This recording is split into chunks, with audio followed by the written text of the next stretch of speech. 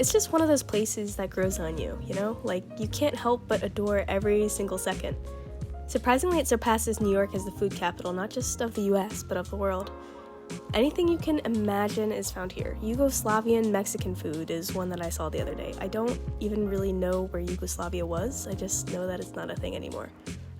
But that's not really the point, though. People from all corners come here to give Chi-Town a new slice of culture, and that's what makes the city so remarkable. It's easy to feel the centuries of history that happened here, the music, the art. It's really not difficult to find. Even looking at the buildings, you can see the differences. It's not so much a melting pot, but a great big salad where everything exists together while keeping its own flavor. A lot of people argue that this is where blues started, which gave way to rock and roll, and I don't want to start any fights or anything, but it's pretty incredible to walk down the same streets as Muddy Waters and B.B. King.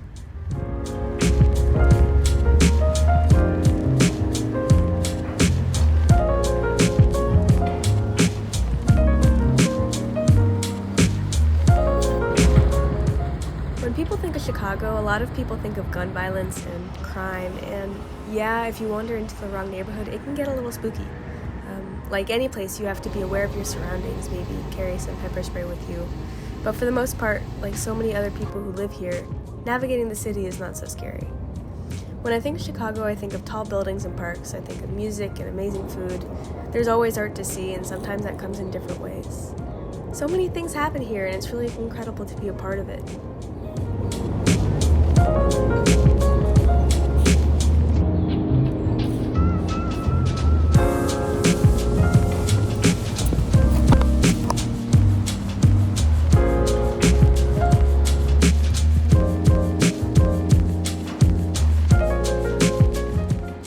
And even if you're not a big city person, even if the constant noise of cars is not your cup of tea or you're nervous to trust the public transportation, there's a lot of beauty here.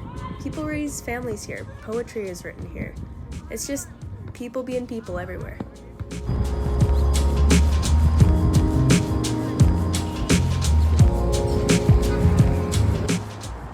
And that's why I'm really sad to leave it. Chicago was a really important moment in my life, but you start to wonder when it's time to move on. Maybe I can find a similar feeling somewhere else. There's so many places to see and explore in one lifetime, it's a little overwhelming. But I'm sure wherever I go, there will be a lot of good things.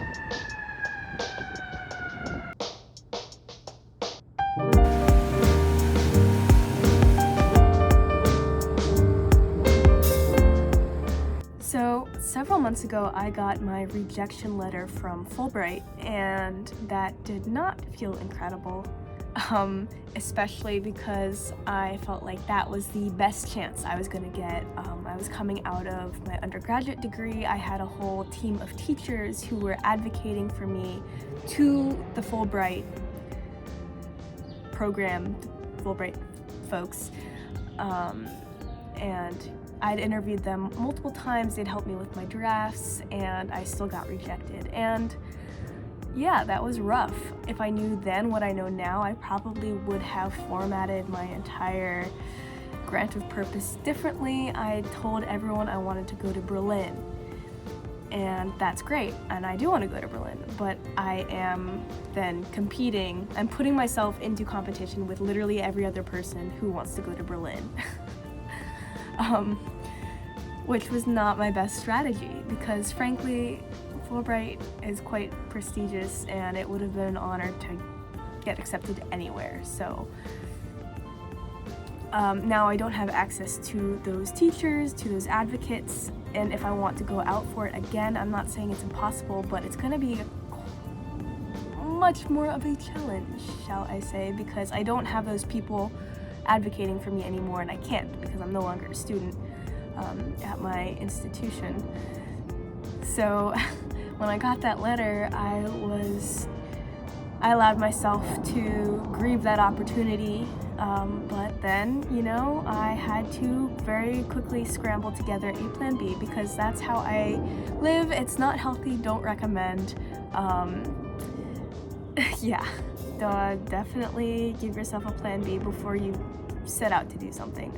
But my plan B was TAPIF, which is the less competitive, less prestigious French version of the English Teaching Assistant Fulbright program. You really probably have about a 1 in 2 chance of being accepted to TAPIF, even if they don't place you necessarily where you want to be placed, but I'd learned my lesson by then, so I didn't pick Paris. I picked my second best.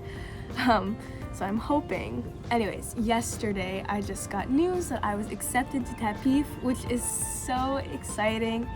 I don't have to make a plan C, which is stunning.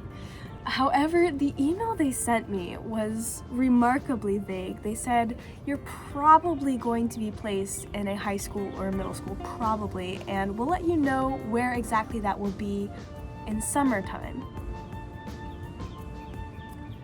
So all I know is that I will be in the country of France from October 1st through that school year.